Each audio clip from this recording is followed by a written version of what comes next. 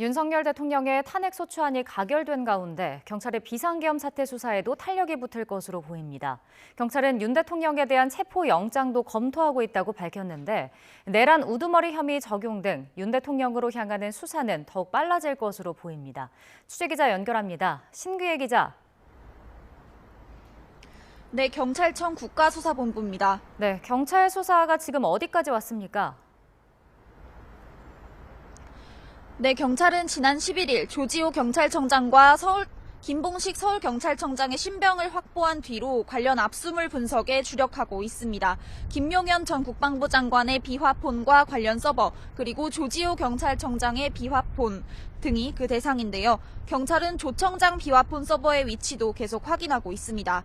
앞서 조 청장은 경찰 수사 과정에서 김 전 장관이 윤 대통령의 휴대전화로 비상계엄 선포를 예고하는 전화를 했고 계엄 선포 이후에는 윤 대통령이 6번이나 전화를 걸어 국회의원들을 체포하라고 지시했다고 진술한 거로 알려졌습니다. 이 과정에서 각각의 비화폰이 사용된 만큼 경찰은 전화 사용 기록이 계엄 선포의 사전 모의 과정과 진행 과정을 규명할 주요 증거라고 보고 있습니다. 이와 관련해 경찰은 계엄 3시간 전 있었던 안가 회동과 관련한 CCTV도 분석하고 있습니다. 당시 국무회의에 참석했던 국무위원들의 출석도 이어지고 있는데요. 한덕수 대통령 권한대행에 대한 조사도 곧 이뤄질 것으로 보입니다. 네, 어제 윤 대통령 탄핵소추안이 통과가 됐는데 이 수사에는 어떤 영향이 있을까요? 네, 윤 대통령 탄핵소추안이 가결되면서 윤 대통령을 겨냥한 경찰 수사도 탄력이 붙을 전망입니다. 앞서 경찰은 윤 대통령에 대한 체포영장을 검토하고 있다고 밝혔었는데요. 윤 대통령에 대한 강제 수사 가능성이 갈수록 커지는 상황입니다. 경찰은 용산 대통령실 추가 압수수색과 관저 압수수색도 시도할 거로 보입니다. 윤 대통령에 대한 구체적인 혐의 적용도 곧 이뤄질 것으로 보입니다.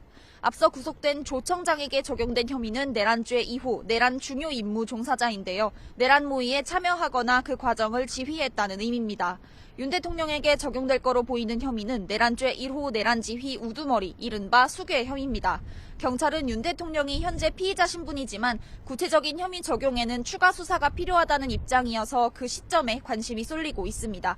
지금까지 경찰청 국가수사본부에서 YTN 신규혜입니다.